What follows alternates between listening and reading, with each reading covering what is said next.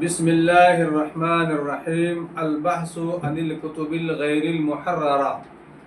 اب یہاں سے ایک نئی بحث شروع کر رہے ہیں۔ آپ لوگوں کے پاس جو کتاب ہے اس پہ ہیڈنگ کچھ اور ہے، لیکن میرے پاس جو کتاب ہے وہ مفتی مظفر حسین صاحب رحمۃ اللہ علیہ والی ہے، اس میں جو ہیڈنگ ہے وہ یہی ہے، اور آپ کے یہاں دوسری ہیڈنگ ہے۔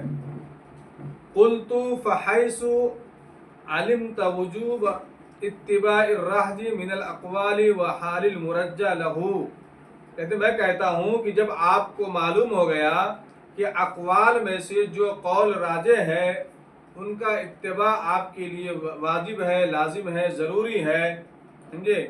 تو تعلم، تو اب آپ ایک بات اور سمجھ لیجئے، انہ لا ثقۃ بما یفتیٰ بہ اکثر اہل زماننا بمجرد مراجعۃ کتاب من کتب المتأخرہ، کہتے ہیں کہ انہ لا ثقۃ، اس کا کوئی وزن نہیں ہے، اس کا کوئی اعتبار نہیں ہے، بما یفتیٰ، جس کو جو فتویٰ دے رہے ہیں اکثر اہل زمانہ، ہمارے زمانے کے جو اکثر اہل علم فتویٰ دے رہے ہیں ان کے فتوے کا کوئی وزن نہیں ہے۔ کیوں وزن نہیں ہے؟ کہتے ہیں بمجرد، اس لیے کہ وہ کسی ایک کتاب سے فتویٰ دیتے ہیں، کسی ایک کتاب سے فتویٰ دے دیتے ہیں۔ مراجعۃ کتاب من کتاب المتأخرہ، متاخرین کے کوئی کتاب اٹھا لیا، سمجھے، در مختار اٹھا لیا، وہاں سے فتویٰ دے دیا، سمجھے، یا انہوں نے فتویٰ ہندیہ دیکھا، فتویٰ ہندیہ سے فتویٰ دے دیا، یا انہوں نے بدائع دیکھا، وہاں سے فتویٰ دے دیا، کسی ایک کتاب کو دیکھا اور اس سے فتویٰ نقل کر دیتے ہیں۔ وہ راجح اور مرجوح کو دیکھتے نہیں ہیں، راجح اور مرجوح کو نہیں دیکھنے کی وجہ سے ان کے فتوے کا وزن نہیں رہتا ہے۔ کہتے ہیں خصوصاً غیر المحررہ، خصوصاً وہ کتاب جس کے اوپر تصحیح کا کام نہیں ہوا ہے، جس کے اندر جو ہے کہ ضعیف اور قوی، راجح اور مرجوح کا فیصلہ نہیں کیا گیا ہے، اور ایسی کتابوں سے فتویٰ دینا جب انسان دینے لگتا ہے تو پھر اس کا وزن نہیں رہتا ہے۔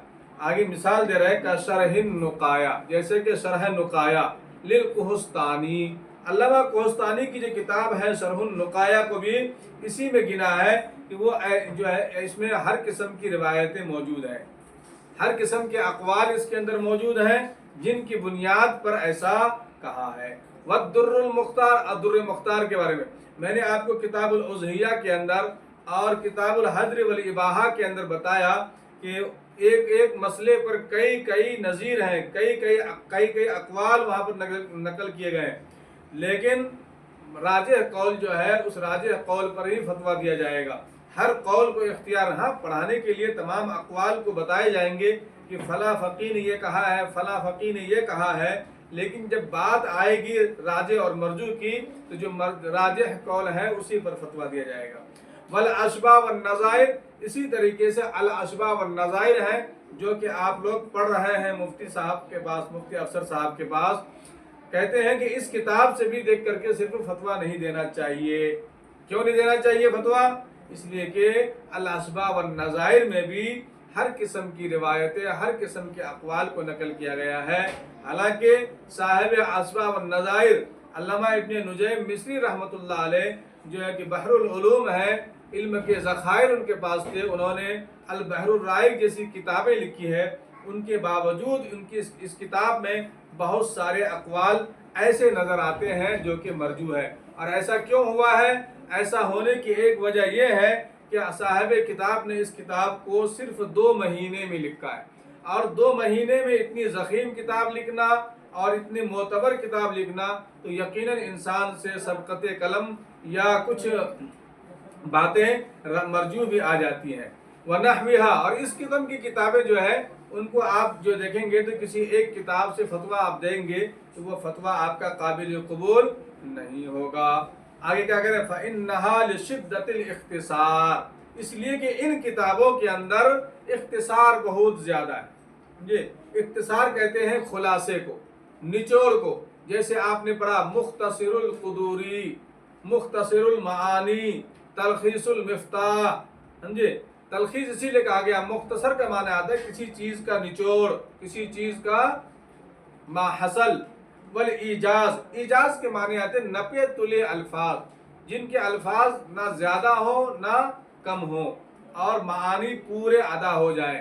آپ حضرات نے حضرت علی اور حضرت معاویہ رضی اللہ تعالی عنہما کا وہ واقعہ جو بہت مشہور ہے، میں نے یہ واقعہ حضرت مولانا طاہر حسین گاوی صاحب رحمۃ اللہ علیہ سے سنا تھا کہ حضرت معاویہ رضی اللہ تعالی عنہ اور حضرت علی رضی اللہ تعالی عنہ دونوں باہم مد مقابل تھے۔ باہم کیا تھے؟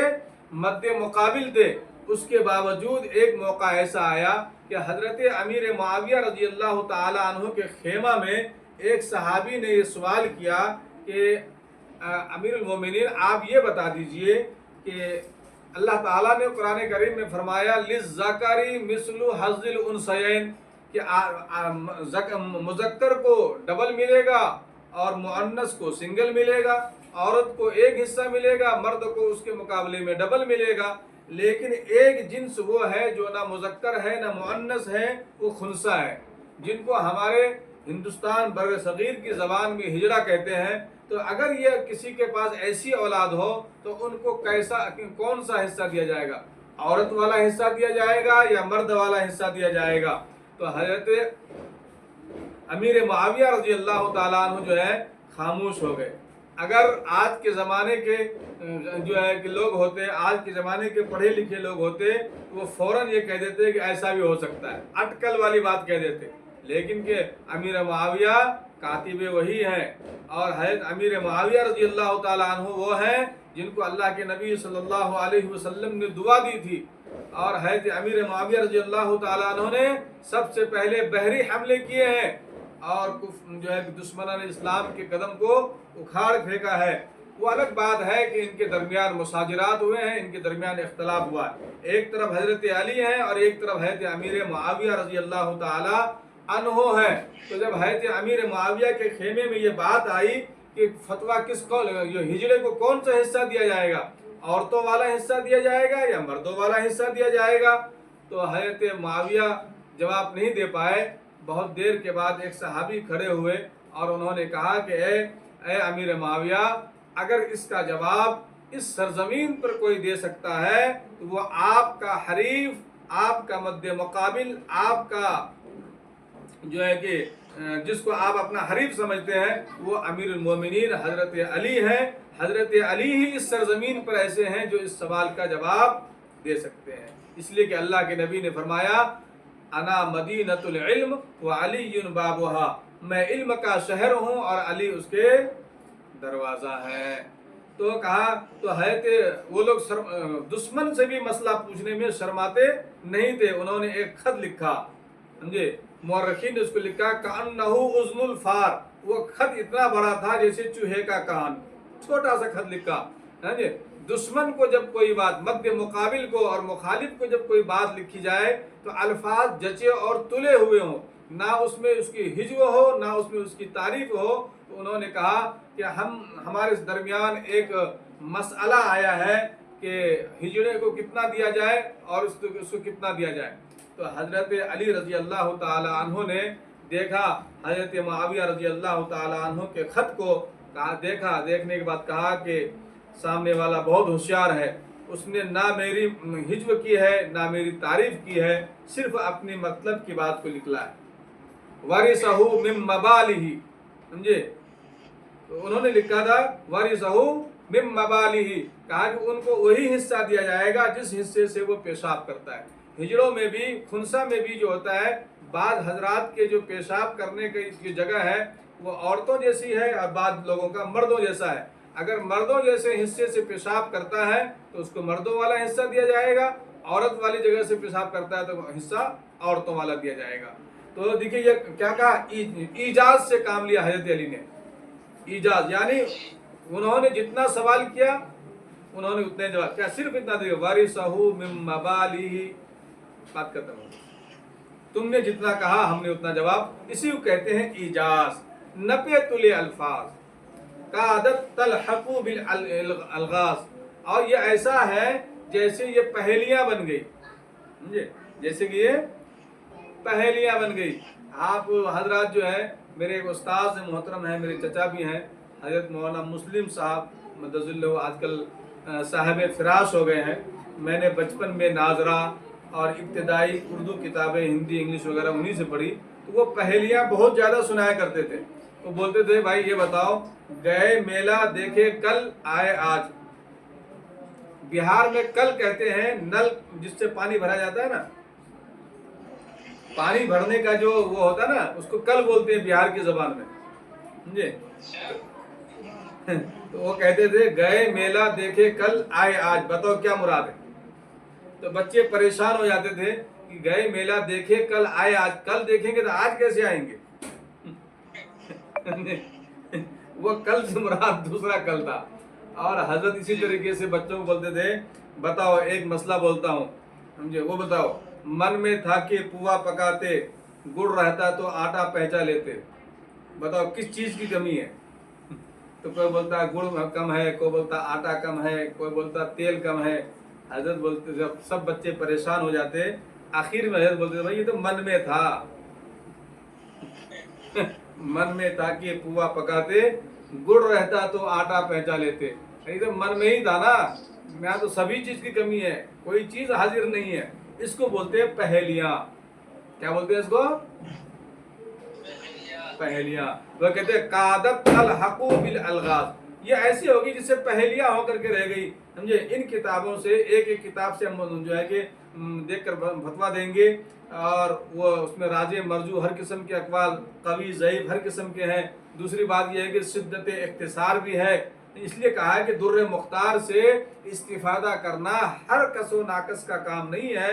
وہ تو علامہ شامی کا کمال ہے کہ علامہ شامی نے رد المحتار لکھ کر کے فتاوی محمود جو ہے کہ رد المحتار کو آسان بنا دیا۔ کیا بنا دیا؟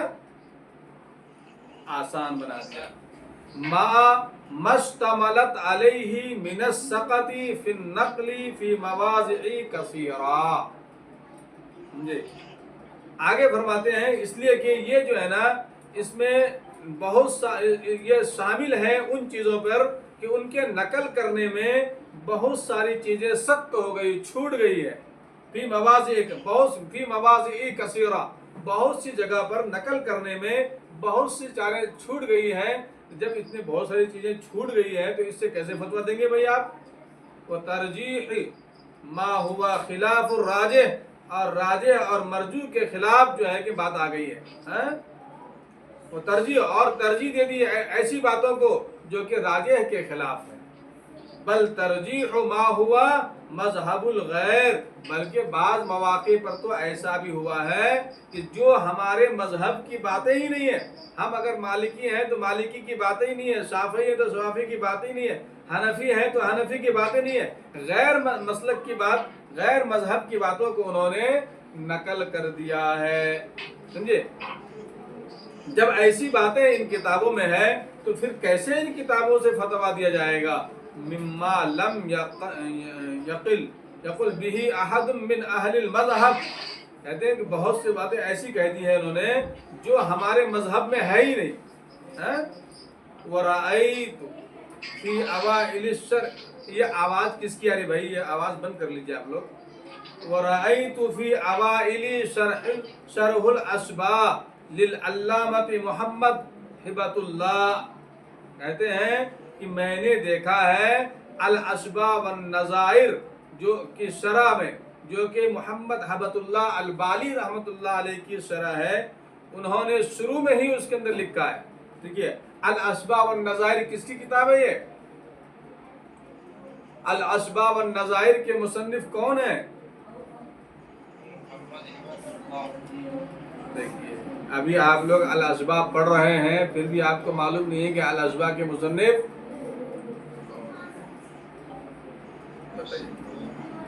علامہ ابن نجیم مصری اس کے مصنف ہیں۔ علامہ ابن نجیم، آپ لوگ بھی بریلویوں جیسا مت بن دیجیے، نجیم بول دیجیے، نجیم نہیں ہے وہ، نجیم، علامہ ابن نجیم المصری، سمجھے؟ ان کی کتاب ہے الاشباء والنظائر بھائی، تو اس کی شرح لکھا ہے محمد ہبۃ اللہ البالی نے۔ یہ ہبۃ اللہ کو یاد کر لیجئے کیونکہ اس کے حوالے آگے بہت جگہ پر آپ کو آنے والے ہیں۔ کہتے ہیں کہ میں نے دیکھا ہے کہ الاشباء والنظائر کے شرح کے شروع میں، جو کہ کس کی ہے؟ ہیبت اللہ کی ہے. قال اس نے تمام باتوں کو لکھنے کے بعد کہا ہے من الکتب الغریبہ کہ وہ کتاب جو کہ عجیب کتاب عجائب میں سے ہیں یا جو غریب کتاب ہے وہ کس کی ہے؟ ملا مسکین کی. دیکھیے من لا کیا لکھا ہے اس میں؟ من لا ہی ہے اصل میں, لیکن کثرت استعمال کی وجہ سے یہ ملا ہو گیا. سمجھے؟ میرے استاد محترم حضرت مولانا مسرور احمد صاحب مظاہری استاد حدیث نور الاسلام میرٹھ, وہ فرماتے تھے کہ میں نے ملا کا کورس پڑھا ہے.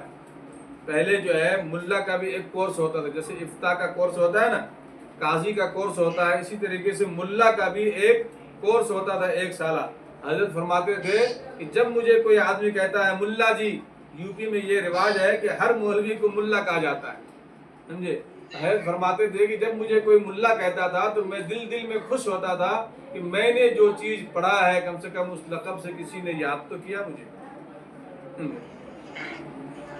اور آج کے زمانے میں کسی کو ملا جی کہہ دیا جائے وہ غصہ. اور اصل میں ہوتا یہ ہے کہ اب اس کا انداز ہی بدل گیا, سمجھے, وہ محاورہ ہی بدل گیا, اصطلاح بدل جانے سے ایسا ہوتا ہے.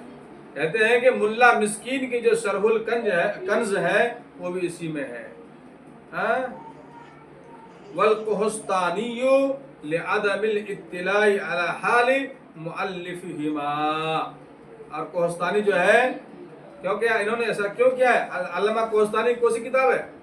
والقحطانی, علامہ قحطانی کتاب ہے شرح النقایا.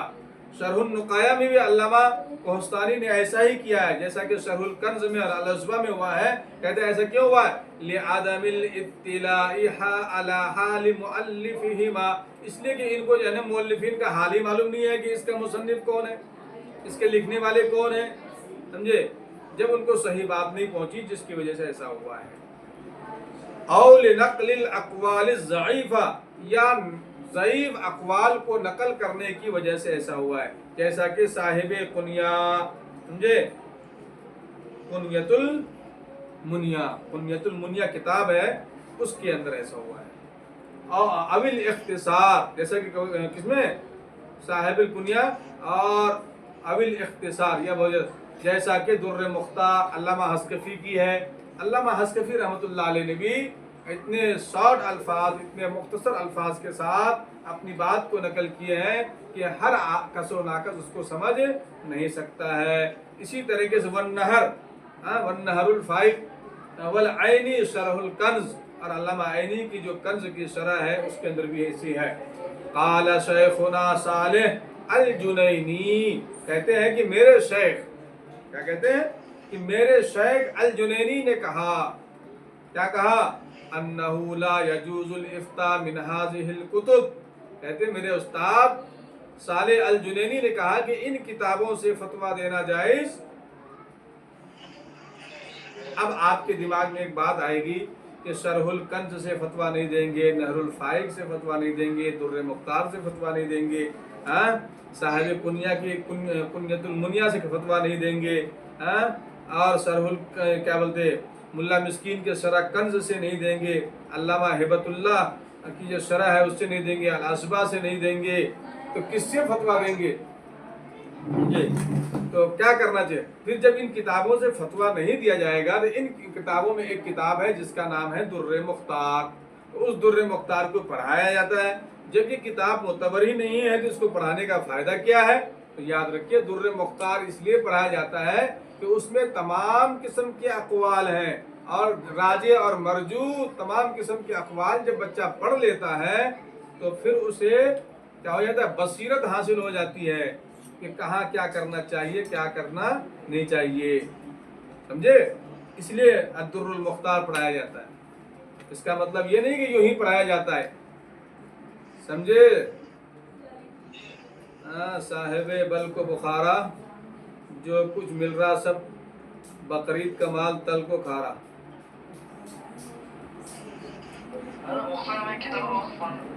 انشاءاللہ کتاب الوقف بھی پڑھائیں گے آپ کو, اور آپ کو وقف بھی کر دیں گے مفتی صاحب کے لیے, مفتیہ کے لیے. آپ قدر مت کیجیے. الا اذا علم المنقول عنہ, مگر یہ کہ جب آپ کو کیا ہو جائے؟ منقول کا علم ہو, اور اطلاع علی ماخذھا، اور آپ کو معلوم ہو کہ انہوں نے کہاں سے. آپ نے جب در مختار کا حوالہ دیا تو در مختار کے ساتھ ساتھ دوسری کتابوں کا بھی حوالہ دیجیے آپ، کہ علامہ عینی نے ایسا، بدائی نے ایسا لکھا ہے، بحر الرائق نے ایسا لکھا ہے، سمجھے، فتاوی ہندیہ میں ایسا لکھا ہے. تو در مختار کے ساتھ جب دوسری کتابوں کے راجح قول کو آپ پیش کر دیں گے تو پھر ان کی بات کیا ہو جائے گی؟ مضبوط ہو جائے گی، بھالو ہو جائے گی. ہاکذا سمعتہ منہ، میں نے اپنے استاذ کو ایسے ہی فرماتے ہوئے سنا. میں نے اپنے استاذ کو، وہو علامۃ فی الفقہ، علامۃ فی الفقہ، اس لیے کہ وہ جو ہے فقہ کے بڑے علامات ہیں، فقہ کے بڑے علامات ہیں. والعہدۃ علیہ، اور یہ ذمہ داری بھی اس پر بنتی ہے، اس لیے کہ بڑے عالم جو ہوتے ہیں وہ کوئی بات غیر معتبر نہیں کرتے ہیں. یہ کھر کھر کھر کھر کیا ہے بھائی؟ یہ اس کو بٹن دباؤ.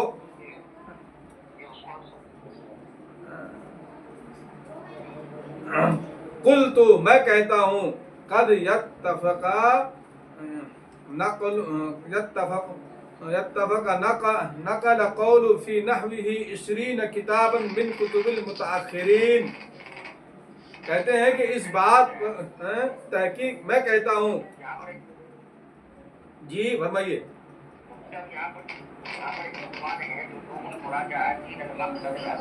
ہاں آپ کے یہاں ہے، میرے یہاں جو کتاب ہے نا مولانا، اس پر انہوں نے ہیڈنگ، اصل میں یہ ہیڈنگ جو لگایا جاتا ہے، سرخی جو قائم کی جاتی ہے، جو لوگ اس پر جو کام کرتے ہیں تو وہ اپنے اعتبار سے لگا دیتے ہیں، لیکن میرے پاس جو کتاب مقدس ہے اس کتاب مقدس میں یہ ہیڈنگ نہیں ہے. اچھا آپ نے پوچھا، اس بات سے آپ کو علم ہوگا نا کہ کہیں اگر آپ کو دوسرا نسخہ مل جائے. اس لیے حضرت مولانا طاہر حسین گیاوی صاحب رحمۃ اللہ علیہ جب کسی کتاب کا حوالہ دیتے تھے تو وہ کہتے تھے یہ بیروت کے کتب خانے سے چھپی ہے، یہ نعیمیہ سے چھپی ہے، یہ زکریہ کی چھپی ہوئی ہے، اس پر جلد یہ ہے. اگر آپ نے دوسرے مکتبے کا دیکھا تو ہو سکتا ہے کہ صفحہ بدل جائے اور جلد بھی بدل جائے.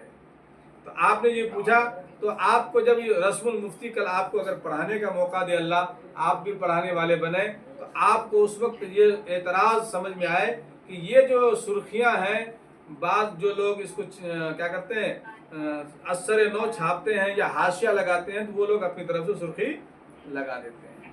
وقد یتفق نقل قولی فی نحوہ 20 کتابا من کتب المتاخرین. کہتے ہیں کہ اس بات کو نقل کرنے پر تمام لوگوں کا اتفاق ہے کہ 20 کتابیں متاخرین کی ایسی ہیں، اگر 20 کتابا من کتب المتاخرین، متاخرین کے کتابوں میں سے 20 کتابیں ایسے ہیں. وَيَقُولُ الْقَوْلُ خَطَأً أَخْطَأُوا بِهِ اول وواضع لہو.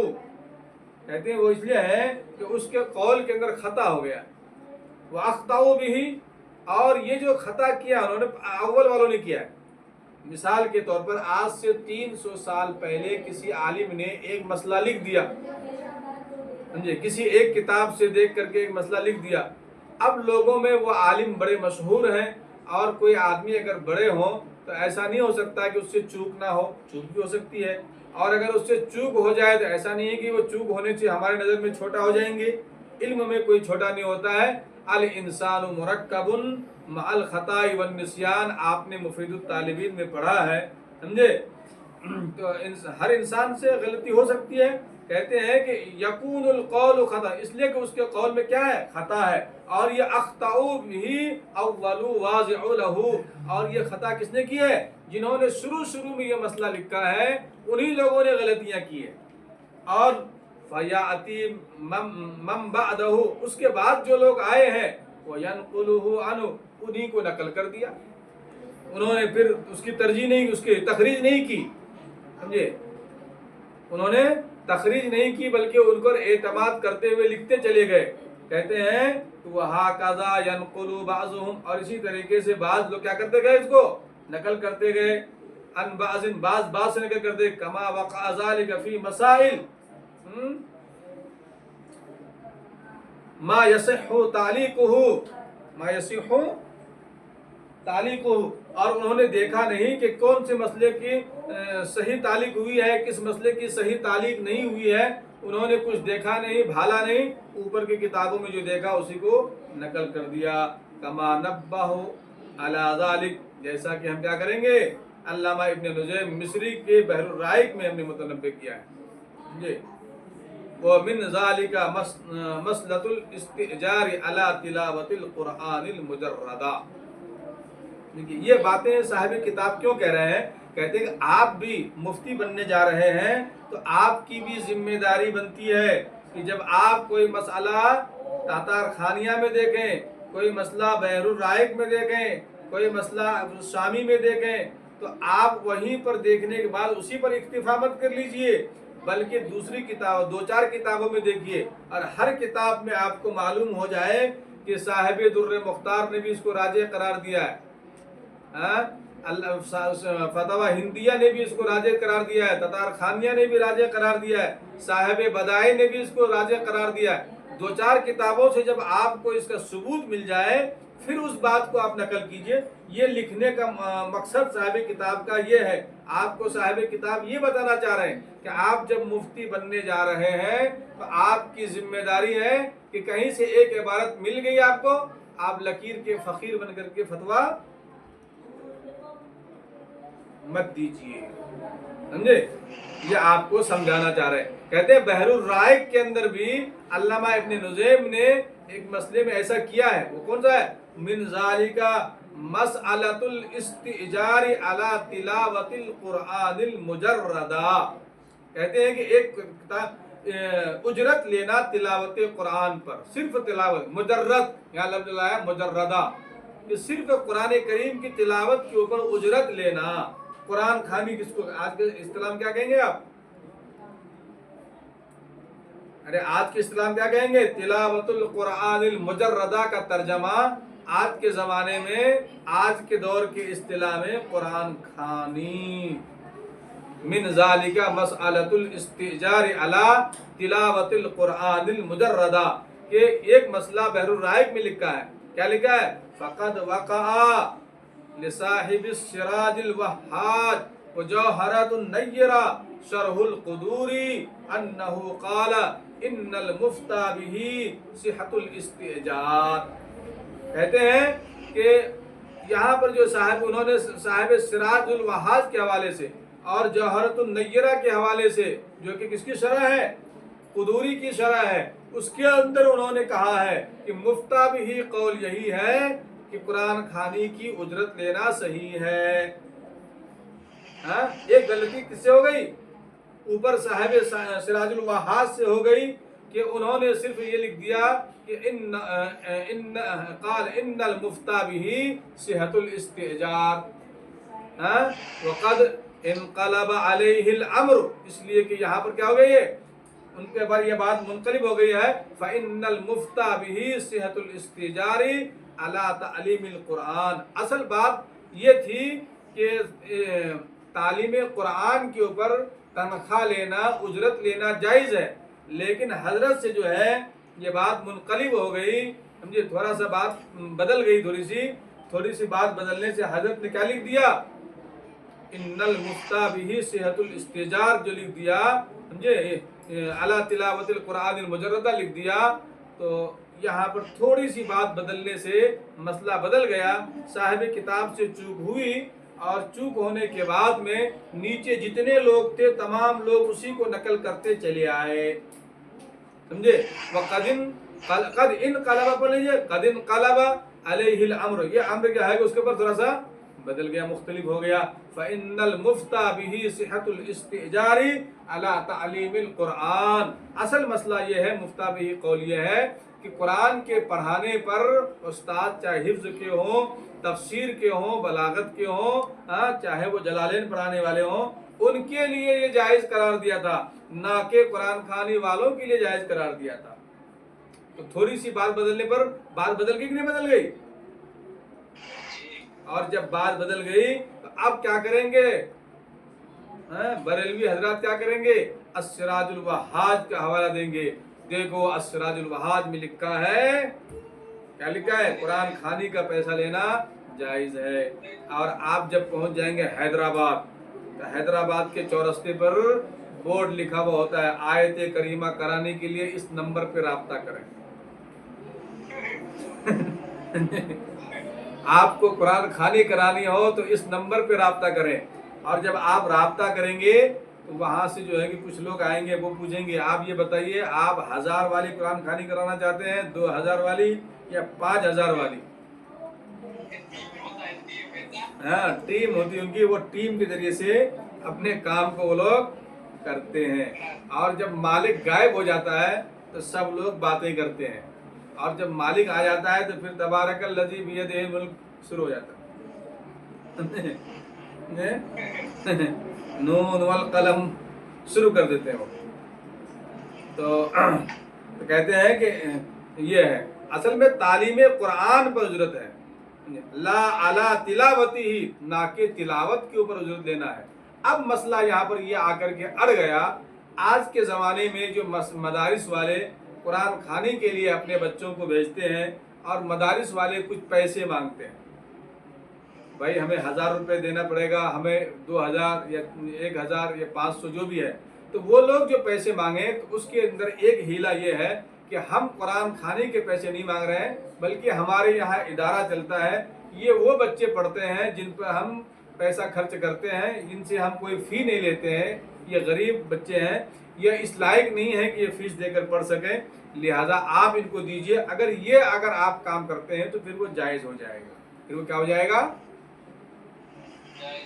जायज़ हो जाएगा, हीले के जरिए से, समझे, वरना जायज़ नहीं होगा।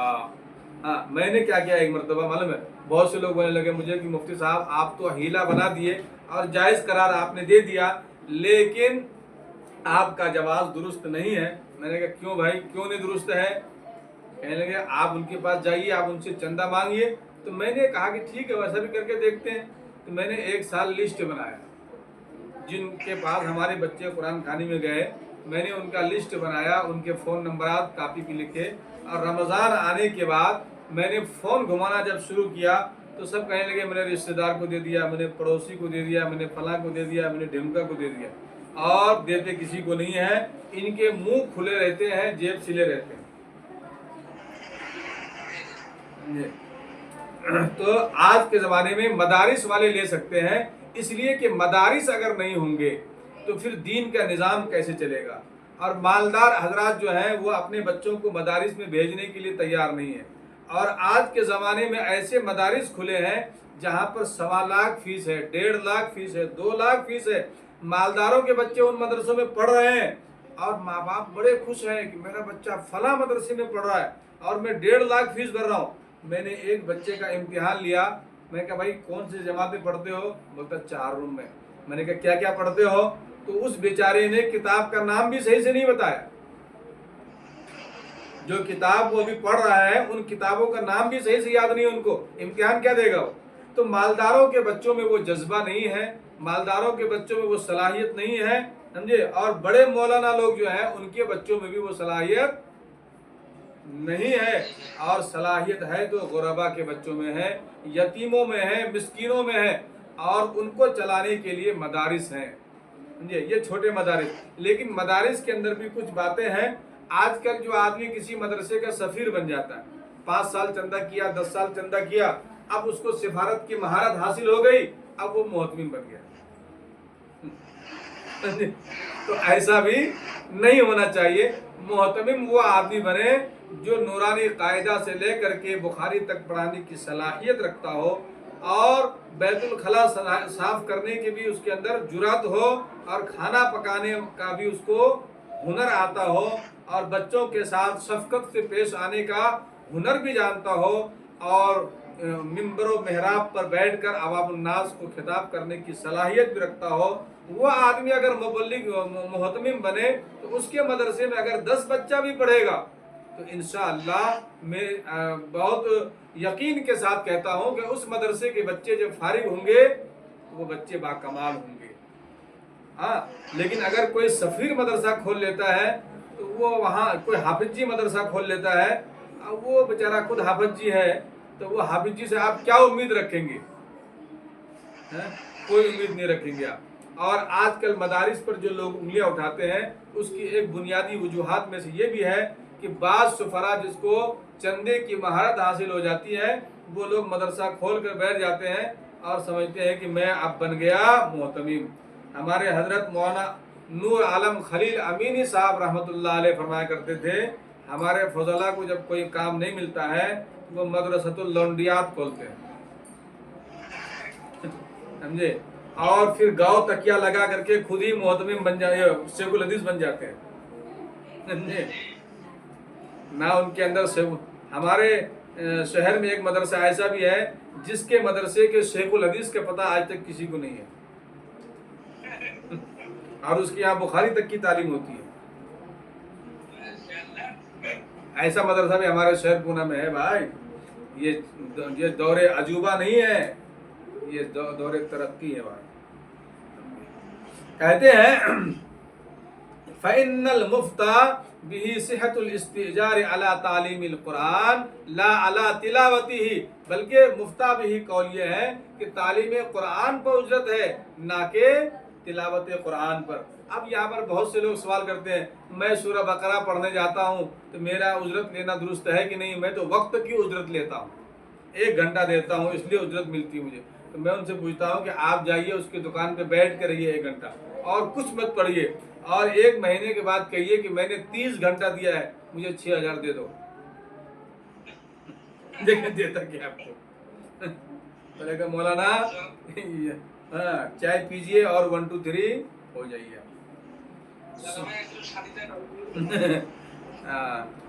ثم ان اکثر المصنفین الذين جاءوا بعده تابعوه على ذلك ونقلوه وهو خطأ صریح۔ کہتے ہیں کہ اکثر مصنفین جو حضرات ہیں وہ اس کے بعد اسی کی تابع داری کرتے گئے جو انہوں نے نقل کیا، اور انہوں نے جو صریح غلطی کی تھی انہی کی تابع داری میں لوگ چلتے رہے۔ یہ بات آپ لوگوں کو علامہ شامی کیوں بتا رہے ہیں؟ آپ بھی باخبر ہو جائیے، آپ جب فتویٰ لکھیں تو فتویٰ لکھنے میں احتیاط برتیں، کسی ایک کتاب متاخرین کی دیکھ کر نہیں، بلکہ آپ کتابوں کو دیکھتے دیکھتے کہاں پہنچیے؟ امام محمد تک، اور امام محمد کے بعد امام ابو حنیفہ تک پہنچنے کی کوشش کیجئے، تو آپ کے فتوے میں جان آئے گا، آپ کے فتوے میں وزن پیدا ہوگا، سمجھے؟ بل کثیر منہم قالوا ان الفتوى على صحة الاستئجار على الطاعات، بلکہ بہت سے لوگوں نے تو یہاں تک کہا کہ طاعات کے اوپر بھی اجرت لینا صحیح ہے۔ طاعات کے اوپر بھی، مثال کے طور پر آپ کو کسی نے بھیج دیا حج بدل کرنے کے لیے، سمجھے، آپ کو کسی نے بھیج دیا کہ مولانا ہمارے مسجد کے امام صاحب بہت شریف ہیں، سمجھے، اب جب تک یہ اس کے رومال تو ہٹتا نہیں ہے سر کے اوپر سے، سمجھے، اور یہ اتنا بڑا شریف ہے کہ لگتا ہے کہ آج کے زمانے میں پوری شرافت لوٹ کر ادھر ہی آ گئی ہے، سمجھے۔ اب وہ امام صاحب یا وہ حاجی صاحب یا وہ تبلیغی ساتھی صاحب جب وہ آپ اس کو حج بدل کے لیے بھیجیں، وہ کہے گا کہ بھائی میں 2 مہینے کے لیے جا رہا ہوں، میرے گھر کا خرچہ تو دے دو، میں تمہارے لیے حج بدل کر رہا ہوں۔ تو بہت سے لوگوں نے ایسا بھی کہہ دیا بل کثیر منہم قالوا ان الفتوى على صحة الاستئجار على الطاعات، کہ طاعت کے اوپر بھی کیا ہے؟ اجرت لینا جائز ہے، ایسا کہہ دیا۔ وَيَطْلِقُونَ الْعِبَارَةَ، اور انہوں نے عبارت کو کیا نقل کیا؟ مطلق لکھا، صاف بات نہیں کی۔ وَيَقُولُونَ إِنَّهُ مَذْهَبُ الْمُتَأَخِّرُونَ، اور کہا یہ ہمارے متاخرین کا مذہب ہے۔ اب بدعتیوں کا کیا ہوتا ہے؟ آپ مجھے پیسہ دے دیجئے، ہم آپ کے باپ کے لیے نماز پڑھتے رہیں گے، ہم آپ کے والد صاحب کے لیے فاتحہ کرتے رہیں گے، سمجھے۔ میں نے آپ کو واقعہ سنایا تھا کہ میں جب گوا گیا، گوا میں واسکو میں ایک مسجد میں جب تفسیر ہونے لگا لن تنالوا البر حتى تنفقوا مما تحبون، سب سے محبوب چیز کو اللہ کے راستے میں خرچ کرو، اس نے ایسا بدعت کا دروازہ کھولا کہ میرا دماغ پک گیا۔ اور جب اس نے سوال کا سیشن رکھا، میں نے کہا مولانا ایک آدمی وہ ہے جس کو محبت ہے اپنی بیوی محترمہ سے، اہلیہ محترمہ سے، زوجائے محترمہ سے، اب کیا کرے گا؟ وہ اپنی بیوی کو صدقہ کر دے گا، سمجھے؟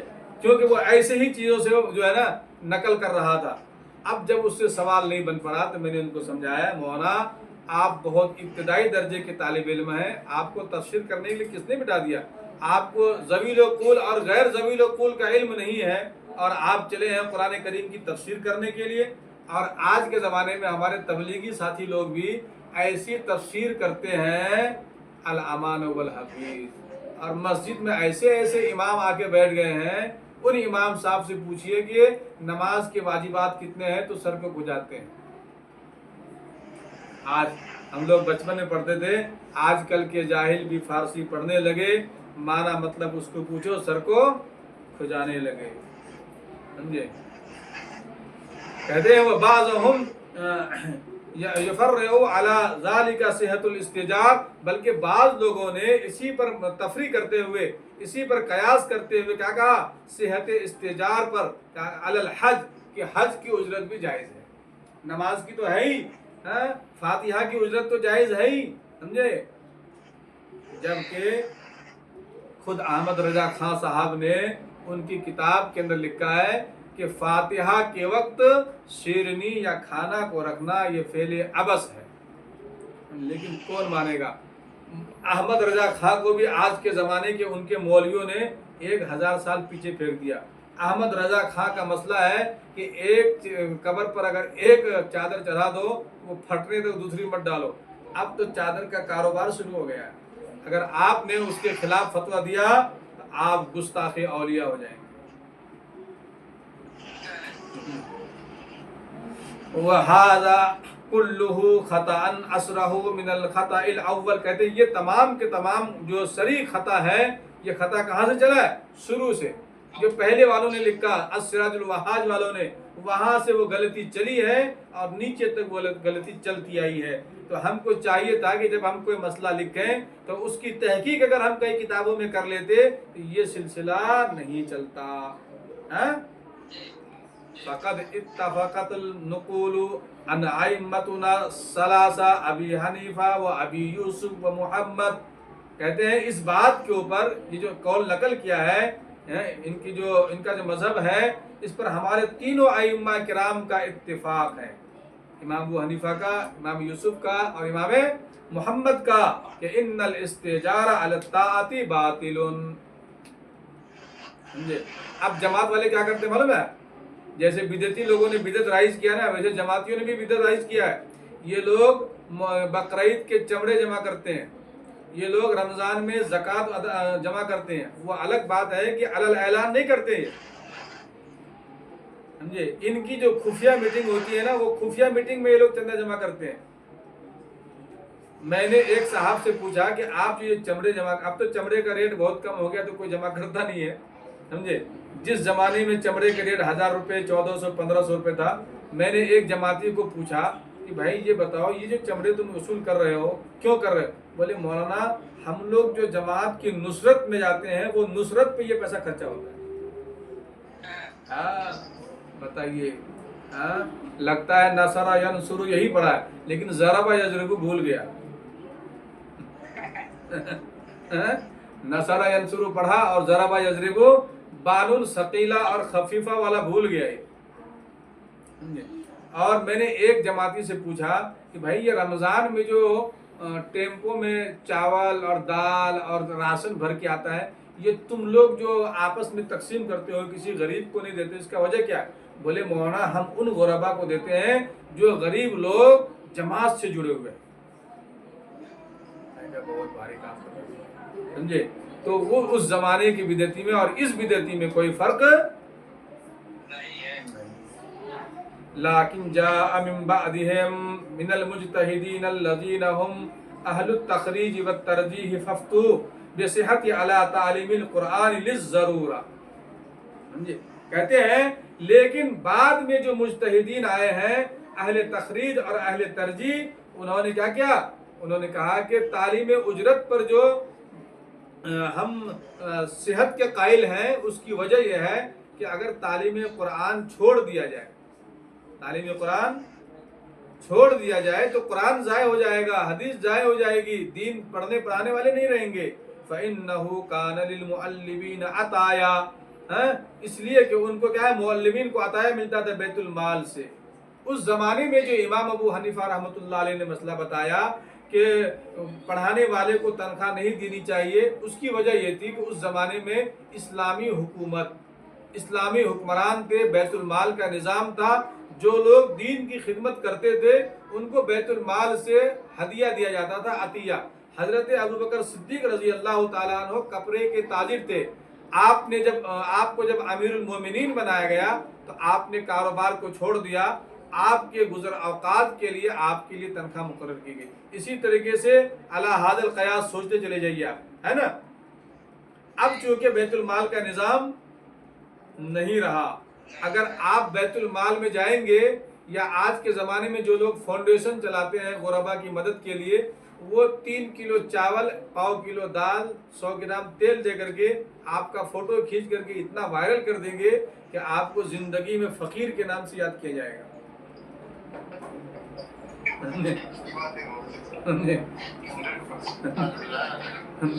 اگر کسی کے بیٹی کی شادی ہو، سمجھے، اور وہ اگر بیت المال میں پہنچ جائے کہ میری بیٹی کی شادی ہے مجھے کچھ دے دیجئے، اگر آپ نے ایک نیا چپل لیا ہے تو وہ چپل پھٹ جائے گا، پھر دوسری چپل آدھا گھسنے کے بعد آپ کو 25,000 روپے دے گا۔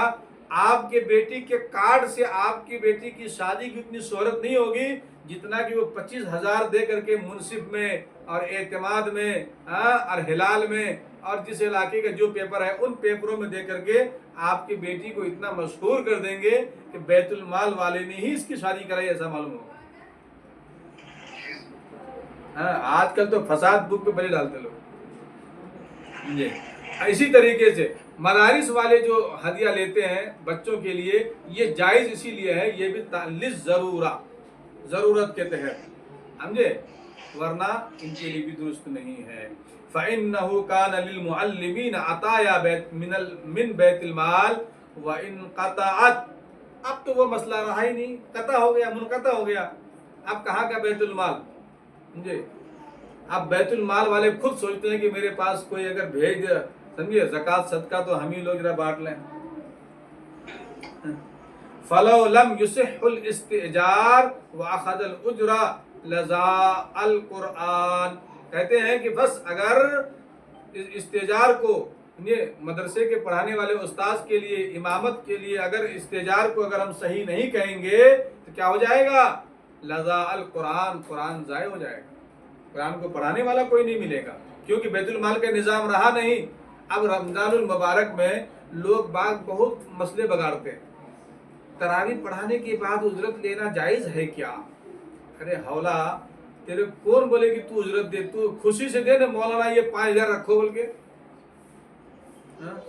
5,000 روپے نہیں، 500 روپے دو مولانا کو، تمہارے بچے کے لیے تم جو ہے 5,000 کا ڈریس خریدتے، لیکن تم جو ہے مدرسے کے مدرس کو اور مسجد کے خادمین کو تم 500 روپے نہیں دے سکتے اور اس کے لیے فتوے پوچھتے۔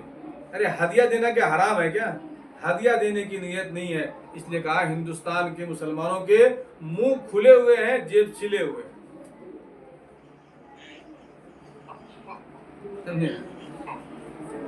کہتے ہیں وَفِيهِ ضِيَاعِ الدِّينِ لِإِحْتِيَاجِ الْمُعَلِّمِينَ إِلَى الْاِقْتِصَابِ، اس لیے کہ اگر آپ تنخواہ نہیں دیں گے تو کیا ہو جائے گا، اس سے دین ضائع ہو جائے گا اور معلمین جو ہے اپنی ضرورت کی وجہ سے اقتصاب کی طرف جائیں گے، کمانے کے لیے جائیں گے، اور جب وہ کمانے جائیں گے تو پڑھائیں گے کیا؟ مفتی سعید صاحب پالن پوری رحمۃ اللہ علیہ فرماتے تھے کہ دارالعلوم دیوبند 30 سال سے شیخ الحدیث ڈھونڈ رہا ہے، شیخ الحدیث مل ہی نہیں رہا ہے۔ کیوں ملے گا بھائی؟ جو باصلاحیت لوگ دارالعلوم سے، مظاہر سے، ندوہ سے نکلتے ہیں تو وہ لوگ دیکھتے ہیں باہر کے حالات کہ بھیا اس سے نہ پیٹ بھرنے والا ہے، نہ کپڑا صحیح سے پہننے سکتے ہیں، چلو یہ چھوڑو، بیچارے کاروبار میں پھنس جاتے ہیں، اور جو کمزور طبقے کے لوگ ہوتے ہیں وہ بیچارے لگے رہتے ہیں۔ جب کمزور لوگ لگے رہیں گے تو پھر کہاں سے ملے گا؟ وَأُفْتَى مِن بَعْدِهِمْ أَيْضًا مِنْ أَمْثَالِهِمْ بِصِحَةِ عَلَى الْآذَانِ وَالْإِمَامَةِ، کہتے ہیں اور فتویٰ ہے اس کے بعد بھی کہ اس کی مثال ہے کیسے آزان کے اوپر اور امامت کے اوپر آپ کیا لے سکتے ہیں اجرت لے سکتے ہیں لأنہما من شعائر الدین اس لیے کہ یہ دونوں چیز کیا ہے دین کے نشانیوں میں شعار ہے جیسے ٹوپی پہننا ضروری نہیں ہے غیر مقلد کیا بولتا ہے بغیر ٹوپی کی نماز ہو جاتی ہے ہم بولتے بغیر کرتے اور بغیر پائجامے کی بھی نماز ہو جاتی ہے چڈی پہ بھی نماز ہو سکتی ہے نا بھائی اگر لمبی چڈی ہو گھٹنے تک تو ستر عورت تو ناف سے لے کر کے گھٹنے تک ہے نا تو مسجد میں جب جاؤ تو یہ لمبی چڈی پہن کے جایا کرو تو ٹوپی جو ہے یہ شعار ہے کیا یہ شعار ہے جیسے مسجد کے گنبد مسجد کے مینار یہ بنانا ضروری نہیں ہے لیکن یہ شعار اسلام ہے اس لیے اسلام چمکتا ہے اسلام دکھتا ہے اسلام کا روب اور اسلام کا دبدبا ہوتا ہے کہتے ہیں پس فصح الاستجار علیہم الضرورہ پس یہ شعار دین ہونے کی وجہ سے ہم اس کو کیا کہتے ہیں فصحو اس کے ہم کیا کہتے ہیں صحیح کہتے ہیں اس کو اس کی تصحیح کرتے ہیں کہ یہ ضرورت دین میں سے ہے اس لیے اس کی ضرورت کیا ہے دینا ہے دے سکتے ہیں ضرورت ایزن اس کو بھی ہم کیا کر سکتے ہیں تنخواہ کہتے ہیں فہذا ما افتا به المتاخرون عن ابي حنيفه واصحابه لعلهم بان ابا حنيفه واصحابه لو كانوا في عصرهم لقالوا بذلك ورجعوا عن قولهم الاول دیکھیے کہتے ہیں یہ جو ہم نے فتویٰ دی متاخرین نے فتویٰ دیا ہے امام ابو حنیفہ رحمۃ اللہ علیہ کے قول سے الگ ان ابی حنیفہ یعنی امام ابو حنیفہ رحمۃ اللہ علیہ کے مسلک سے ہٹ کے امام صاحب کا مسئلہ بھی یہی تھا کہ امامت پر تنخواہ لینا جائز نہیں ہے مؤذن کے لیے تنخواہ لینا جائز نہیں ہے تلاوت قرآن پڑھانے پر مدرس کے لیے تنخواہ جائز نہیں جیسا کہ مولانا صاحب فرماتے ہیں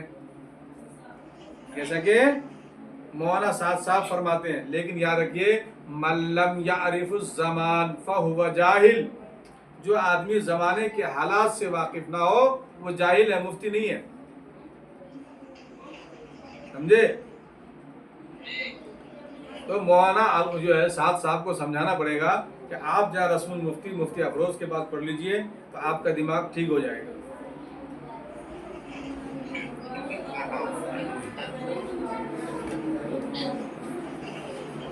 تو کہتے ہیں کہ بعد کے متاخرین نے جو امام ابو حنیفہ سے الگ فتویٰ دیا ہے تو اصحاب اور اس کے ساتھیوں نے بھی امام یوسف نے اور دیگر لوگوں نے لعلمہم بأن ابا حنیفہ واصحابہ لعلمہم بأن ابا حنیفہ واصحابہ لو کان فی عصرہم کہتے ہیں کہ اگر آج کے زمانے میں وہ لوگ ہوتے آج کے زمانے میں ہوتے لقالو تو کہتے بذالک رجعوا عن قولی ہم نے جو فتویٰ دیا تھا کہ مدرس کو تنخواہ دینا جائز نہیں ہے مؤذن کو اور امام کو دینا جائز نہیں ہے تو ہم اپنے قول سے کیا کر لیتے رجوع کر لیتے وقت سمجھ میں آئی بات نہیں آئی اب یہ عبارت اگر ہم مولانا صاحب کو سمجھا دیں گے تو وہ سمجھ جائیں گے لیکن کہاں سمجھیں گے مولانا ارشد مدنی کو نہیں سمجھے تو ہما شما کو کیا سنیں گے وہ جب اس نے کتے کو شیر بنا دیا تو پھر آدمی کو گدھا بنانے میں کیا ٹائم لگے گا